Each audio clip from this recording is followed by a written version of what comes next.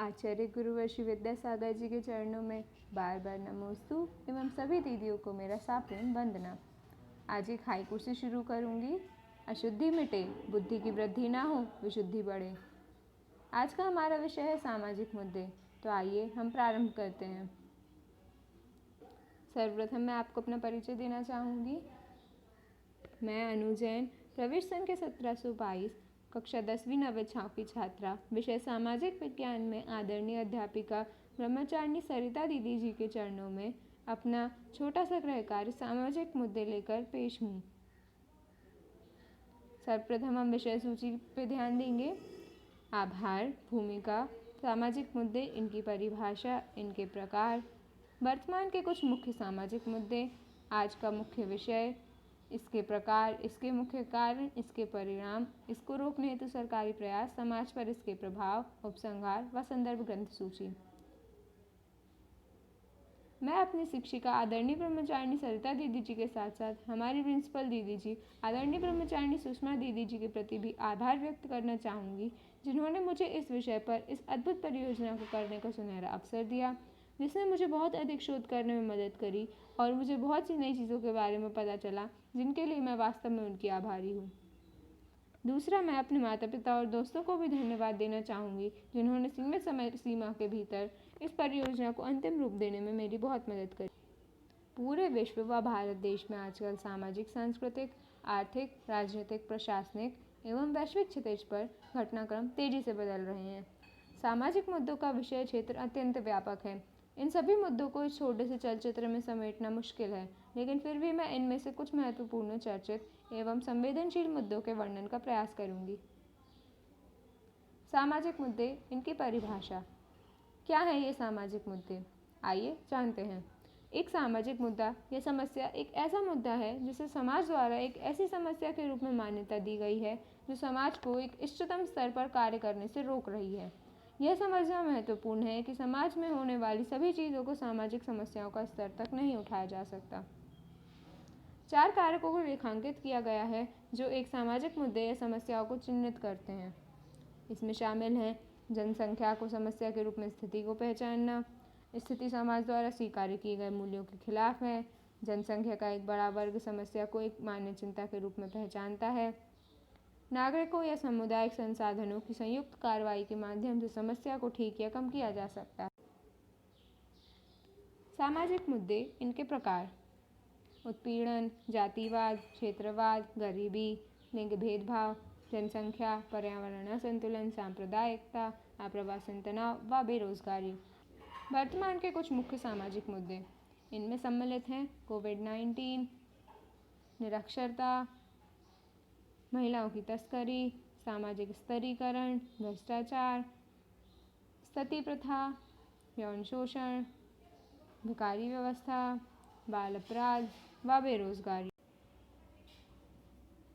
आइए अब इनमें से कुछ को हम संदर्भ में समझने का प्रयास करें। सर्वप्रथम कोविड-19 महामारी, जिसे कोरोना वायरस महामारी भी कहा जाता है, यह रोग 2019 की एक गंभीर महामारी है जो गंभीर तीव्र श्वसन सिंड्रोम कोरोना द्वितीय के कारण होता है।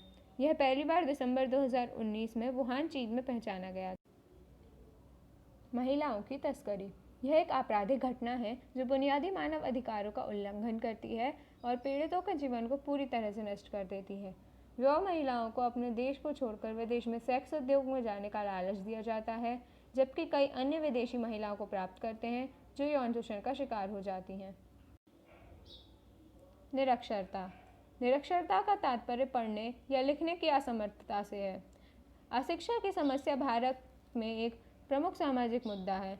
यह समस्या देश में व्यापक रूप से फैल रही है। यह अर्थव्यवस्था के विकास में सबसे खतरनाक बाधाओं में से एक है।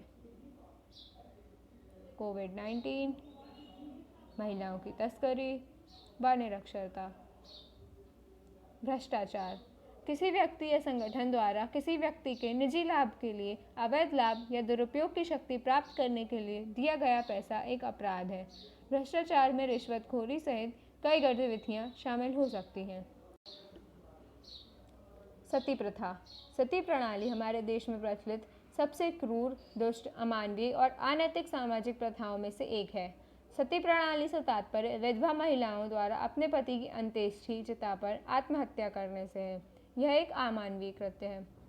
सामाजिक स्तरीकरण।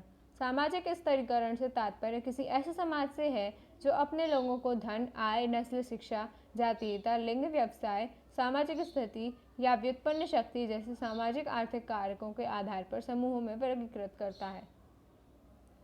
सामाजिक स्तरीकरण, सती प्रथा व भ्रष्टाचार।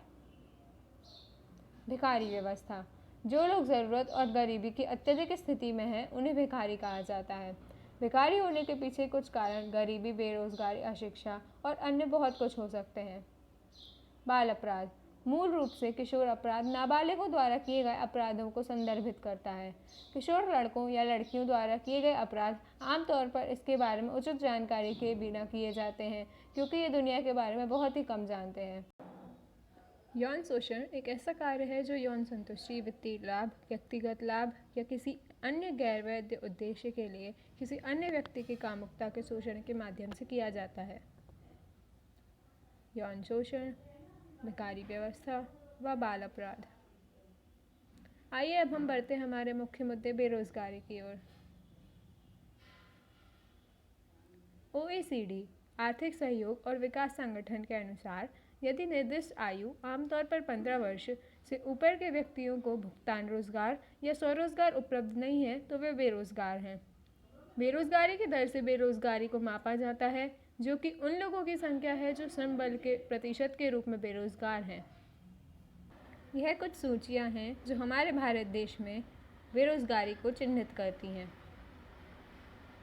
युवा बेरोजगारी आमतौर पर 15 से 24 आयु वर्ग के लोगों के लिए नौकरी के अवसरों की कमी है।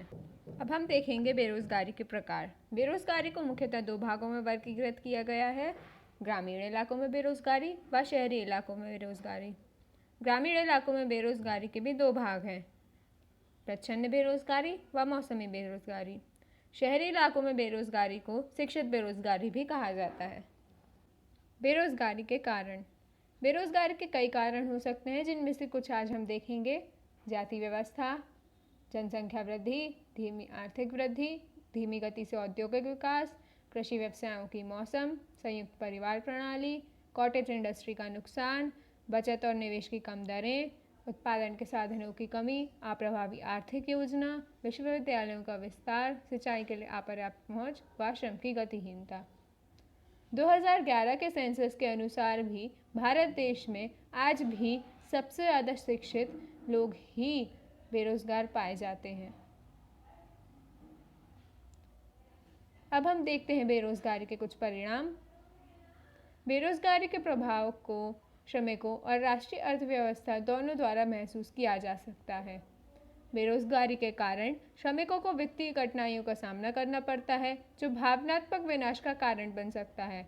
जब ऐसा होता है, उपभोक्ता खर्च, जो कि अर्थव्यवस्था के विकास के प्रमुख ड्राइवरों में से एक है, नीचे चला जाता है। बेरोजगारी के परिणाम स्वरूप कम क्रय शक्ति होती है जो बदले में व्यवसायों के लिए कम लाभ का कारण बनती हैं और बजट में कटौती और कार्यबल में कटौती का कारण बनती हैं। बेरोजगारी रोकने हेतु कुछ सरकारी प्रयास। इनमें सम्मिलित हैं महात्मा गांधी राष्ट्रीय ग्रामीण रोजगार गारंटी अधिनियम, प्रधानमंत्री रोजगार योजना, ग्रामीण रोजगार सृजन कार्यक्रम, स्वर्ण जयंती ग्राम स्वरोजगार योजना, प्रधानमंत्री ग्रामोदय योजना, अंत्योदय अन्न योजना और कई अन्य।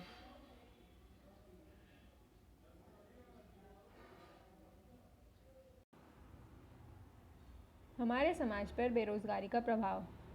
समाज पर बेरोजगारी के कई प्रभाव पड़े हैं जिनमें मुख्य हैं मानव संसाधन की हानि, गरीबी में वृद्धि, सामाजिक समस्याएं, राजनीतिक अस्थिरता, श्रम का शोषण, दोषपूर्ण शिक्षा प्रणाली, कॉटेज एवं स्मॉल स्केल इंडस्ट्री का क्षय, राजनीतिक गहन तकनीकों पर अधिक जोर, तटीय क्षेत्र की धीमी वृद्धि, व्यावसायिक मार्गदर्शन और प्रशिक्षण सुविधाओं का अभाव।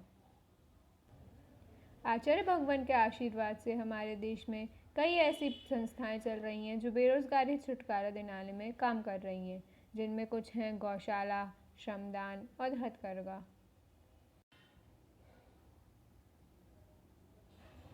ऐसे कई सामाजिक मुद्दे हैं जो हमारे विश्व को दिन प्रतिदिन प्रभावित करते हैं।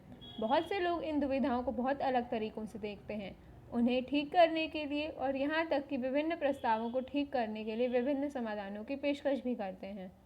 हालांकि इन सामाजिक मुद्दों की आवृत्ति और विधि में अप्रत्याशितता के कारण उनका उन्मूलन नहीं किया जा सकता है और इसीलिए उन्हें केवल निहित होने का प्रयास करना चाहिए। मुझे आशा है कि मेरी चुनी हुई सामाजिक समस्या के मेरे शोध ने आपको दिखाया है कि विभिन्न प्रमुख मुद्दों पर कई अलग अलग विचार और विकल्प हैं और इसकी वजह से अक्सर कोई भी सही या गलत नहीं हो सकता। मैंने इस परियोजना को पूरा करते समय बहुत आनंद लिया और सीखा भी, और कृपया इसमें हुई सभी गलतियों के लिए मुझे क्षमा करें। इतने गौर से देखने के लिए आपका धन्यवाद। संदर्भ ग्रंथ सूची। इस गृह कार्य को पूर्ण करने में मुझे विकिपीडिया, brainly.in, याहू, इन्वेस्टोपीडिया, ऐसे फॉर स्टूडेंट्स, examples.yourstudy और क्लैश इंडिया यूट्यूब से बहुत मदद मिली। आपका धन्यवाद। यहाँ हुई सभी गलतियों के लिए मुझे क्षमा करें। सभी दीदियों को वंदना और सभी को मेरा जय जिनेंद्र।